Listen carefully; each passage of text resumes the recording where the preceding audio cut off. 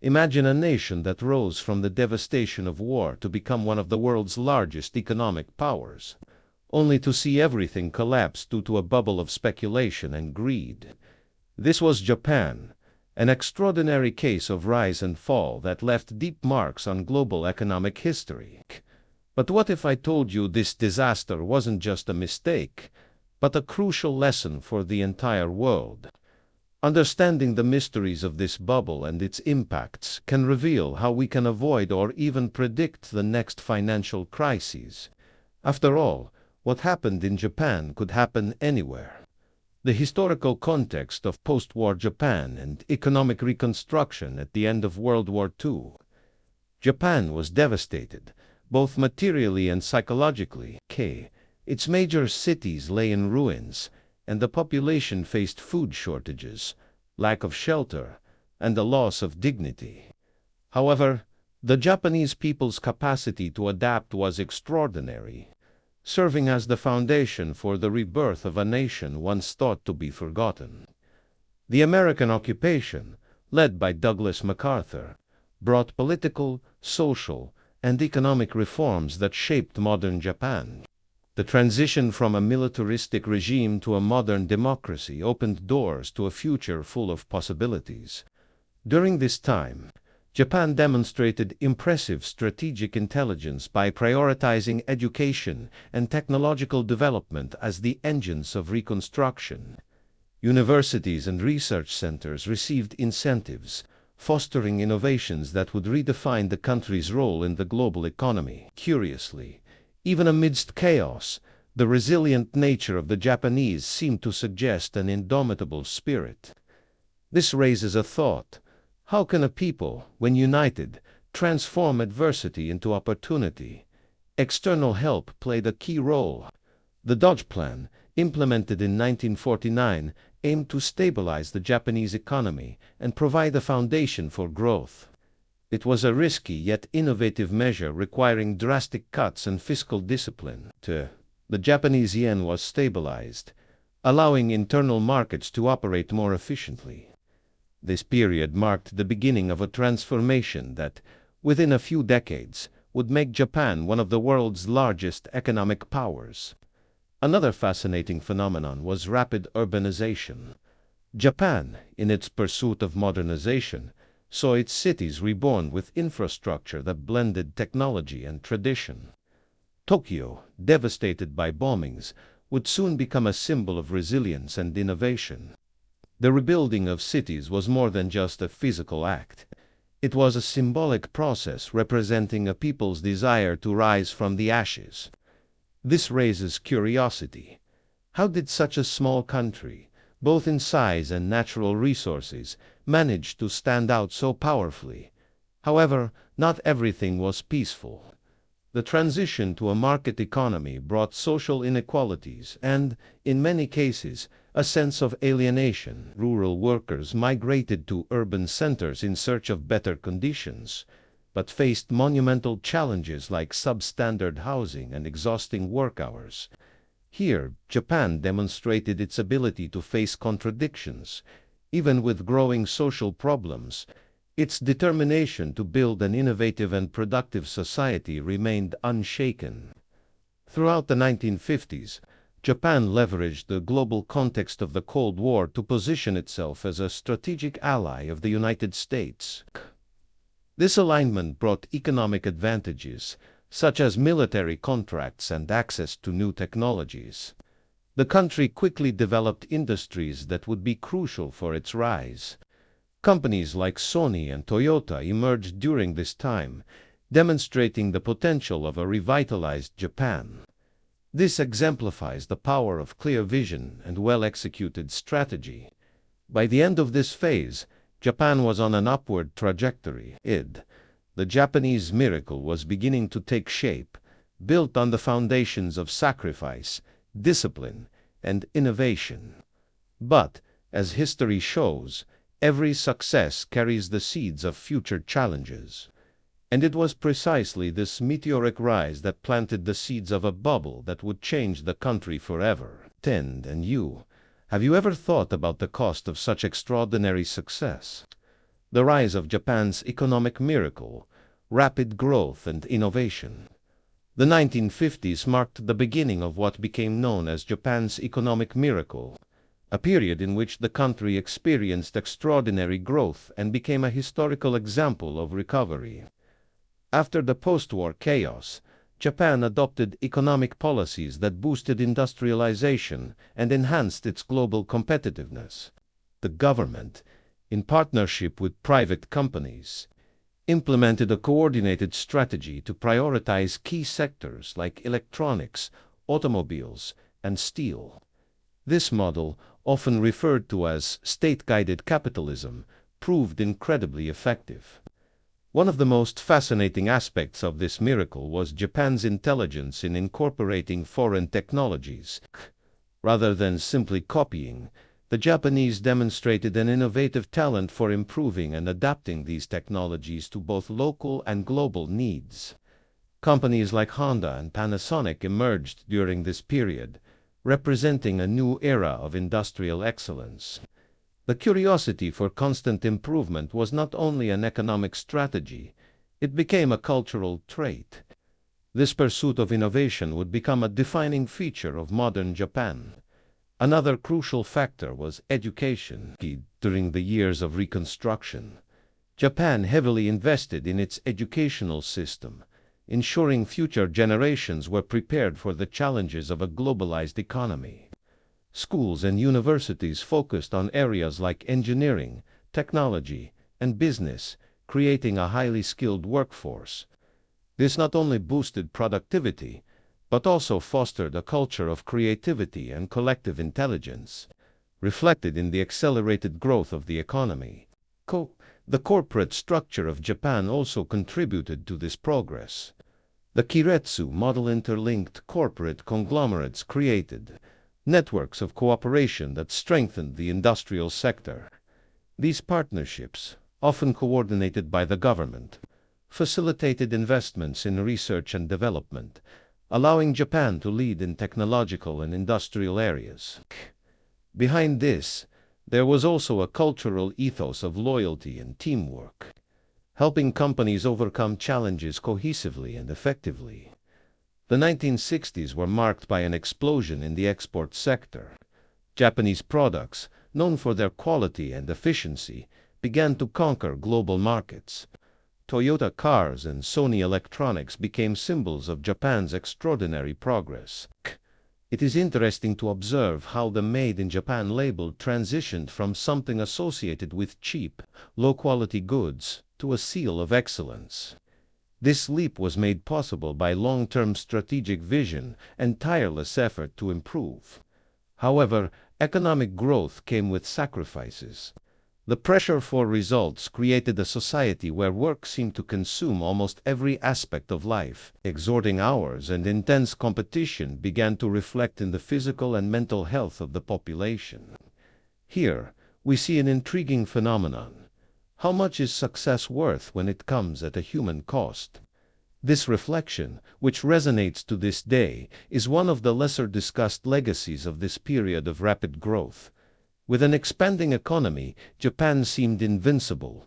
But, as with every meteoric rise, there were hidden vulnerabilities. The enthusiasm for progress and the belief in endless prosperity set the stage for unforeseen challenges.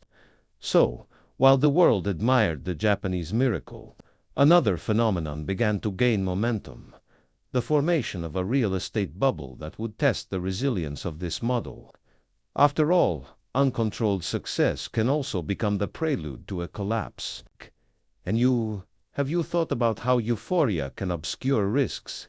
The real estate bubble, how it started, and the role of the financial system. The beginning of Japan's real estate bubble was as silent as it was fascinating. During the 1970s and 1980s, the country was growing so rapidly that it seemed impossible to slow down. The economic miracle had transformed Japan into a global power, and optimism ruled the day. With an expanding financial system, banks offered cheap, almost unlimited credit, encouraging aggressive investments, primarily in real estate. The logic was simple. Land was limited, and prices could only go up. This extraordinary phenomenon was driven by government policies aimed at maintaining growth at all costs. The Bank of Japan, in an attempt to stimulate the economy, drastically reduced interest rates in the early 1980s. With cheap money available, companies and individuals began borrowing to invest in assets, especially land and properties. The banking system, rather than controlling risk, adopted an innovative but dangerous approach of offering credit based on inflated collateral land that was appreciating in value artificially. Property values skyrocketed. In Tokyo, for example, there were areas where the price of land exceeded the GDP of entire countries. Unchecked speculation became the norm, with investors buying properties not to use, but simply to resell them at higher prices. This cycle of euphoria was fueled by the curiosity to make a quick profit and the greed that blinded even the smartest. After all, who wouldn't want to participate in a market that seemed to offer guaranteed profits? The role of Kiretz's corporate conglomerates was also central to this process. Many of these large companies used their connections with banks to finance large-scale real estate acquisitions. This move seemed like a smart strategy, but it generated a vicious cycle. The more land was bought, the higher the prices went, prompting even more purchases. What few realized was that this dynamic created an extremely fragile foundation, built on unrealistic expectations. An interesting aspect was the relationship between the financial market and the government. Rather than regulating the market, Japanese authorities often encouraged credit expansion. The belief was that the growth of the real estate market reflected Japan's economic success and thus wasn't a problem. This optimism, though understandable, proved influential in avoiding necessary interventions. It's a classic example of how excessive confidence can be both a strength and a weakness. Over time, the real estate market began to detach from reality. In some cases, land in urban areas was valued at prices so high that it would take centuries to recover any investment in them. The bubble had expanded so much that investors themselves began to question its sustainability. Yet the machinery continued to turn, driven by collective euphoria and the belief that growth would never end. This early phase of the bubble was marked by a mix of financial innovation and systemic neglect. While many celebrated the success of the real estate market, few realized they were building a house of cards. Greed and speculation created an illusion of prosperity that seemed unbreakable. But, like every bubble, the pressure would eventually find its limit, and the collapse that was coming would be devastating. Could it be that optimism, at times, is more dangerous than pessimism? The speculation bubble, a cycle of euphoria and greed throughout the 1980s, Japan experienced a full-blown speculative fever. The real estate bubble, already forming, grew to epic proportions due to the collective behavior of investors and corporations who believed in infinite growth. The predominant logic was simple: buy land and property today, and extraordinary profits would come tomorrow. This created unprecedented euphoria, where land prices rose not because of their real value, but because of the greed that dominated the market. One of the most intriguing phenomena during this period was speculation around virtually inaccessible land. Small plots of land in Tokyo reached surreal values, with companies fighting over properties that had no practical use. This cycle was fueled by the perception that Japanese land was the most valuable resource in the nation, as the country's physical space is limited. Curiously, the relentless pursuit of profit clouded the judgment of even the most experienced investors. Access to credit was one of the biggest catalysts for this cycle of greed. Banks offered loans without stringent criteria, relying on the constant appreciation of land as collateral. The result was a market where anyone with access to credit could become a speculator. This democratization of investment created an even larger bubble, attracting both large corporations and small investors. The intelligence that drove the economic miracle became captive to a short-term mindset. A prominent example during this period was the investment in luxury properties and extravagant projects. Hotels, resorts, and even golf courses popped up in unlikely places, with expectations of astronomical returns. Japan began to be seen as a global center of innovation and glamour. But this image concealed the market's structural fragility. These ventures symbolized excessive confidence, but also the disconnection between the real value of assets and the collective enthusiasm that overestimated them. Another notable aspect was the business culture that encouraged speculation. Many companies, instead of reinvesting in innovation or productive expansion, directed their resources toward the real estate market. It seemed like a smart move, but diverted the economy from its sustainable foundation. In the long term, this choice proved disastrous, yet at the time, it seemed like a brilliant strategy. This illustrates how collective behavior can be influential, even when lacking a solid foundation. The media and society also played a significant role in amplifying the bubble. Business magazines glorified stories of investors who became rich quickly, while TV programs promoted the dream of limitless prosperity.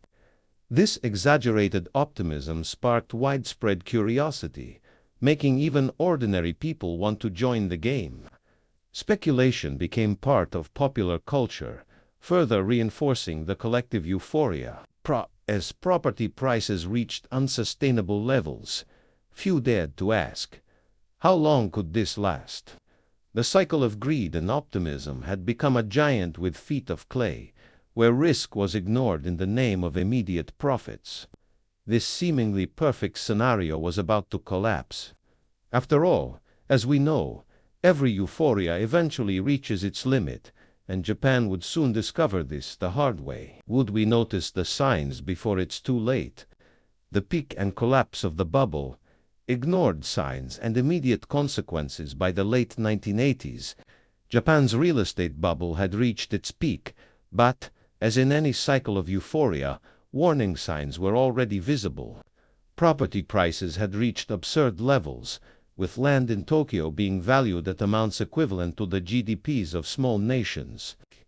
It was a time when greed had overtaken the market, and the belief in endless growth blinded investors, banks, and even the government. Yet the simple logic of the market, what goes up must come down, soon became evident. The first clear sign that something was wrong was the increasing debt. Investors and companies were taking massive loans to sustain their acquisitions, but as land prices stopped rising, the expected returns began to disappear. Banks, which had facilitated speculation with abundant credit, began to realize that their guarantees, the very properties, were overvalued.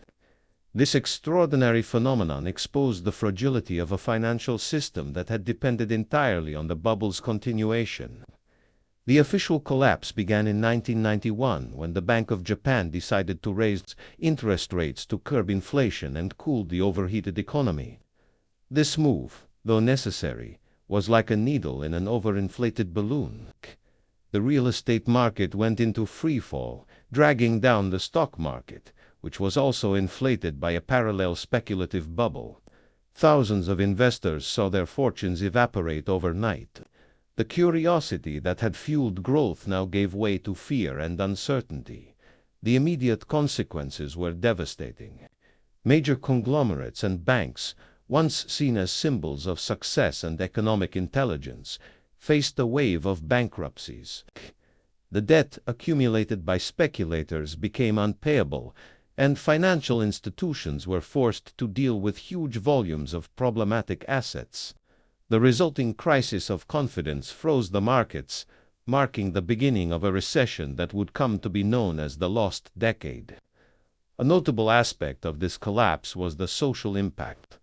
Families who had invested their savings in properties now found themselves with debts that would take decades to repay. Companies drastically reduced operations, causing mass layoffs and increasing unemployment. The optimism that had once dominated Japanese society was replaced with a sense of defeat and distrust in the system. This situation provoked deep reflection. How could such an influential and innovative country fall into such a predictable trap? The answer largely lay in the collective ignorance of the warning signs. Economists who warned about the dangers of unsustainable growth were largely ignored, while the media continued to fuel the narrative of endless prosperity. The government, in turn, hesitated to act swiftly to contain the bubble before it was too late. This shows how collective intelligence can be limited when guided by greed and unchecked optimism. As Japan faced the collapse, questions began to arise. What could have been done to avoid this catastrophe? The lessons from this dark moment would be crucial for shaping the future not just of Japan, but of other economies that would face similar situations. However, the answers would only come with time, as the country sought ways to rise from the ashes of its own ambition. After all, is there wisdom in learning only after the worst has happened? The economic and social impact, unemployment, debt, and the crisis-stricken Japan with the collapse of the real estate bubble. Japan faced an unprecedented crisis that shook both its economy and social fabric. What had once been a nation symbolizing progress and innovation now became a bitter lesson about the dangers of unchecked growth. Once powerful companies went bankrupt, millions of jobs vanished, and society, which had experienced a period of euphoria, was forced to face a reality of debt and disillusionment. Unemployment was one of the first and most visible effects of the crisis. Major conglomerates, once confident in continued success, reduced operations or shut their doors completely.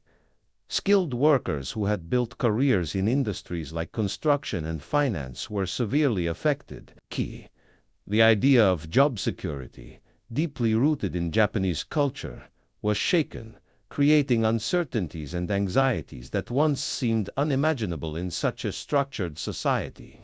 Public and private debts grew to alarming levels.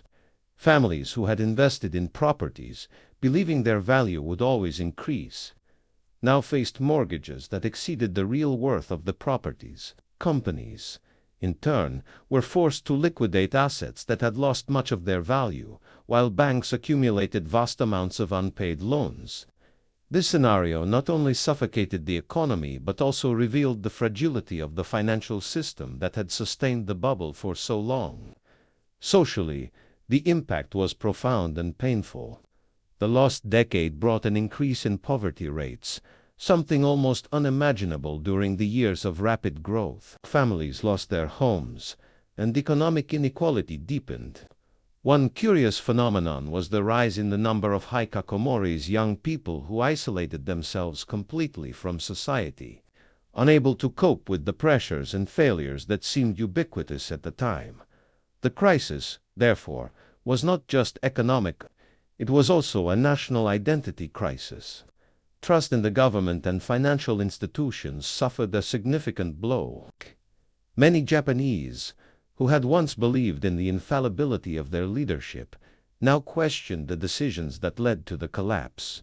Silent protests and a sense of resignation took over the country, as experts tried to understand how such an influential growth model could fail so catastrophically. This discontent led to changes in consumer behavior, with the Japanese adopting a more cautious, austerely mindful lifestyle. An interesting point was the psychological impact of this crisis. Japan, which had always valued excellence in overcoming challenges, now had to confront the weight of failure. Companies and individuals began adopting strategies to minimize risks, abandoning the bold innovation mindset that had defined the economic miracle. In a stagnation scenario, the country had to find ways to restore collective confidence, a process that would be slow and challenging. Despite the initial despair, the collapse also brought valuable lessons. Japanese society began to reorganize, questioning its priorities and seeking balance between growth and sustainability. The scars from the crisis remained, but the opportunity for reconstruction also arose. Thus, Japan began its first steps toward facing the lost decade with a new perspective. Could adversity, after all, transform into a chance to reinvent an entire nation? Economic reforms and attempts at recovery. The lost decade, after the collapse of the real estate bubble. Japan entered a long period of economic stagnation known as the lost decade. Between the 1990s and 2000s, the country struggled to restore its economy, but recovery attempts were hindered by complex obstacles. Both the government and businesses faced a scenario where traditional measures seemed insufficient, and the need for innovative solutions became increasingly apparent. Japan, once an influential global power, now seemed trapped in a cycle of recession and disbelief. One of the government's first responses was to try to stimulate the economy through fiscal stimulus packages. Trillions of yen were invested in infrastructure, from highways to bridges and rail systems. While these projects helped maintain jobs in the short term, they failed to revitalize sustainable growth. Public debt skyrocketed, creating another long-term problem. This extraordinary phenomenon showed how attempts to solve a crisis can sometimes create new challenges. At the same time, the banking system faced internal collapse. Banks were overloaded with unpaid loans, while real estate assets that had been used as collateral were now worth nearly nothing. To prevent a greater collapse, the government intervened, injecting capital into financial institutions and promoting mergers between struggling banks. However, the financial sector, once so confident and innovative, spent years in paralysis, unable to provide the necessary credit to boost the economy. An important move was the implementation of structural reforms to modernize the economy. During Prime Minister Junichiro Koizumi's tenure in the 2000s, Japan began adopting measures like the privatization of public companies, including the Postal Service, which was one of the largest managers of savings funds in the country. These reforms aimed to reduce the size of government and increase economic efficiency, but faced political and social resistance, delaying their effects. Curiously, Japan's collective mindset also underwent transformation during this period. The euphoria of the bubble era gave way to a more cautious approach to spending and investment. The Japanese consumer, who had once indulged in extravagant consumption, began to prioritize savings. This behavior, while understandable, worsened the crisis by further reducing domestic demand. Balancing prudence and optimism seemed like a difficult lesson to learn. The lost decade also brought demographic challenges. Japan's rapidly aging population, combined with a low birth rate, put additional pressure on the economy. With fewer young people to work and sustain the pension system, Japan had to rethink its social and economic structure. Immigration, though a logical solution, was limited by cultural and political issues, making recovery even more complicated. Despite the difficulties, Japan began showing signs of recovery by the late 1990s. More aggressive banking reforms, coupled with a global economic recovery, helped the country slowly emerge from stagnation. However, the legacy of the bubble and the lost decade remained evident. Japan knew it had to learn from its mistakes to avoid a similar crisis in the future. And in this learning, the question arises: could failures become a solid foundation for the future? Lessons from the collapse. What the world learned from Japan. The collapse of the real estate bubble in Japan and the consequences of the lost decade brought important lessons not just for the country itself but for the entire world. This episode showed how an economy, even one that is highly developed and influential, can collapse when euphoria overpowers rationality. Japan became a classic example of the dangers of uncontrolled growth driven by speculation, excessive debt, and blind faith in the endless appreciation of assets. One of the most significant lessons was the need for effective financial regulation. During the bubble, Japanese banks granted loans based on inflated collateral without considering the real risks. The world learned that regulatory oversight is essential to prevent similar crises. This lesson was reflected in later crises, such as the global financial crisis of 2008, when the absence of stringent controls in financial markets led to equally devastating consequences. Another point for reflection is the crucial role of government in anticipating and mitigating economic bubbles. In Japan's case, authorities hesitated to intervene when signs of an overheated market became evident. Set low interest rate policies and a lack of regulatory action contributed to the formation of the bubble. This experience reinforced the importance of governments and central banks acting proactively, balancing economic growth with long-term stability. The psychological dynamics of the market also came into focus. The Japanese bubble demonstrated how human behavior, driven by greed and excessive optimism, can lead to irrational decisions. This extraordinary phenomenon, called herd behavior, illustrates how investors and institutions can ignore economic fundamentals in pursuit of quick gains. It's a valuable lesson for economists and investors. Individual intelligence doesn't always translate into wise collective decisions. Additionally, the Japanese experience revealed the challenges of recovery after the collapse of a bubble. The lost decade demonstrated that economic reconstruction doesn't happen quickly or linearly. Japan faced dilemmas that remain relevant for other economies, such as the impact of high public debt, the fragility of the banking system, and the importance of stimulating innovation and internal consumption during crises. The demographic issue was another crucial lesson.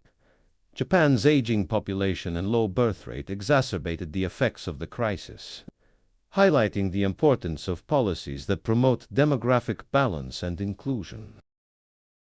Countries around the world began paying closer attention to the impact of an aging population on their economies, recognizing that similar problems could arise in different contexts. Finally, Japan taught the world the importance of a resilient and adaptable mindset. Despite decades of challenges, the country managed to maintain its global position in areas like technology and innovation. The collapse of the bubble, while devastating, also encouraged Japan to rethink its economy, prioritizing sustainability over unchecked growth.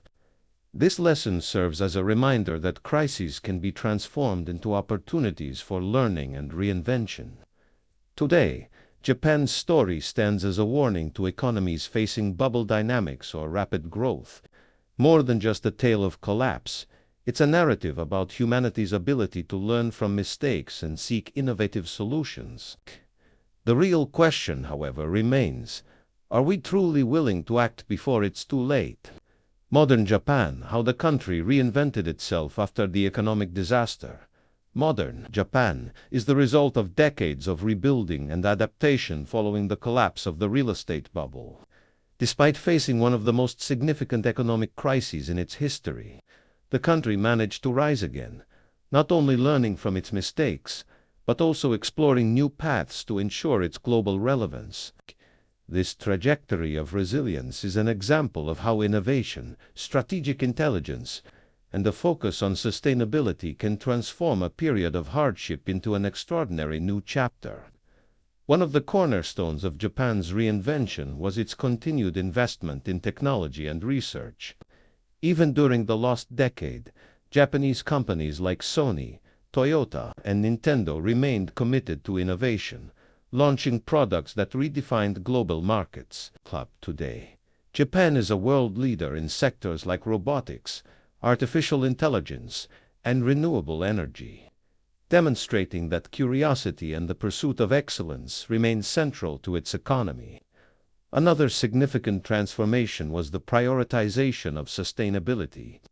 After decades of intense development and resource exploitation, Japan began adopting more conscious practices, both in business and socially. The quest for innovative solutions to environmental issues, such as creating smart cities and using clean energy, has become a hallmark of the country. Tokyo, for instance, leads extraordinary projects that combine technology and respect for nature, setting a new standard for global metropolises. Economically, Japan adopted policies aimed at balancing growth and stability. Reforms in the banking system and efforts to diversify the economy helped reduce the risks of future bubbles. The government also began encouraging selective immigration to address demographic challenges and promote growth in strategic sectors. These measures show how Japan is adjusting to the challenges of the 21st century without losing sight of the lessons from the past. Japanese society also reinvented itself.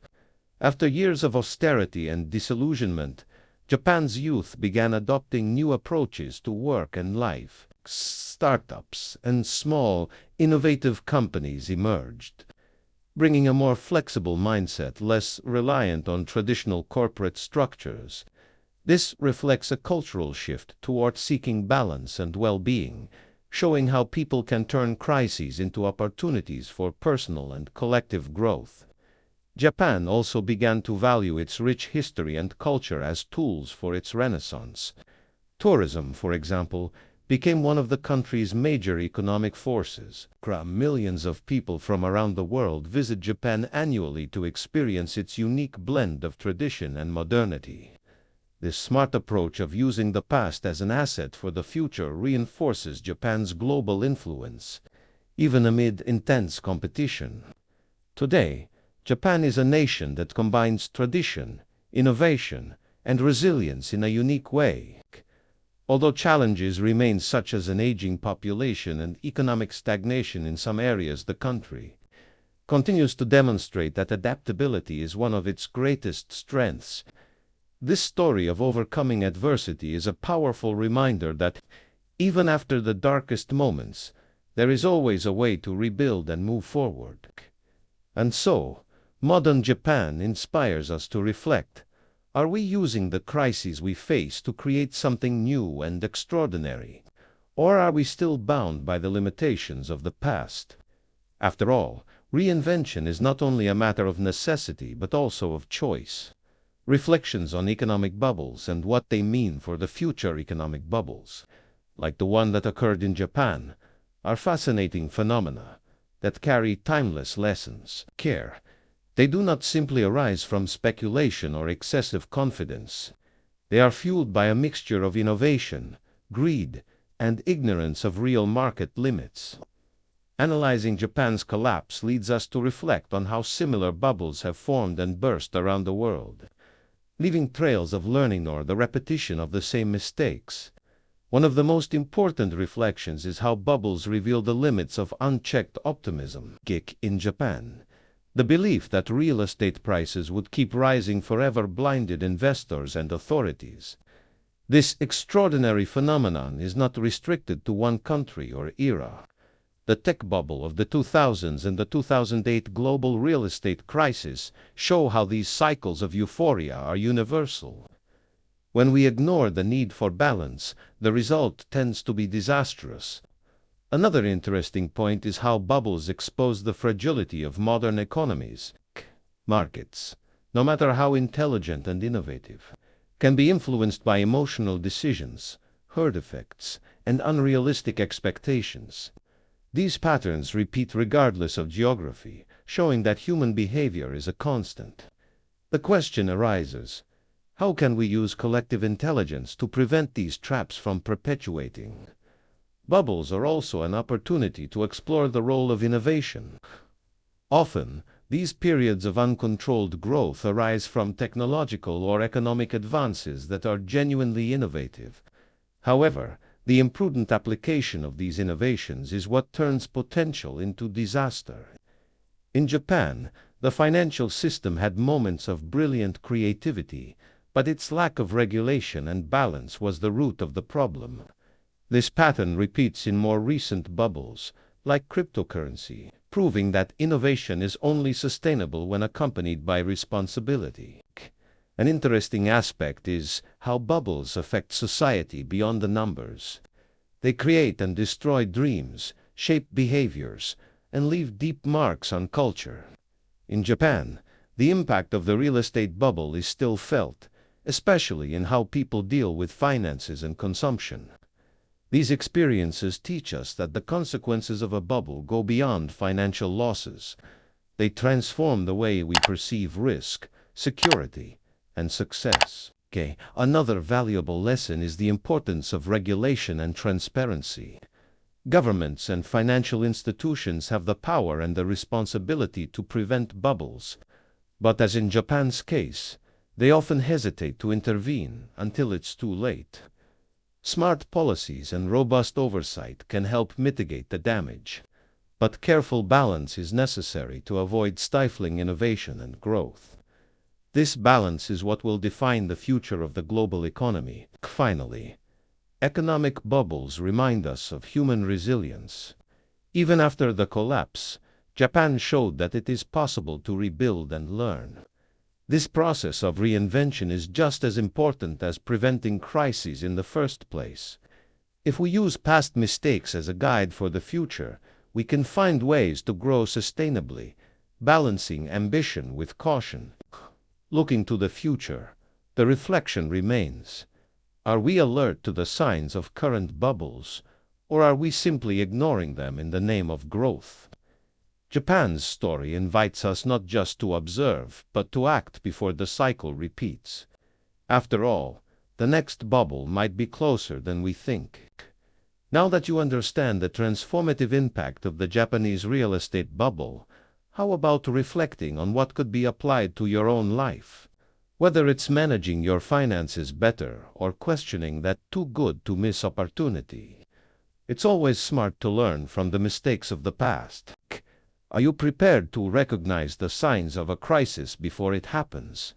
Share your thoughts, subscribe to the channel, and turn on notifications to keep learning about stories that changed the world and how they can change your life too.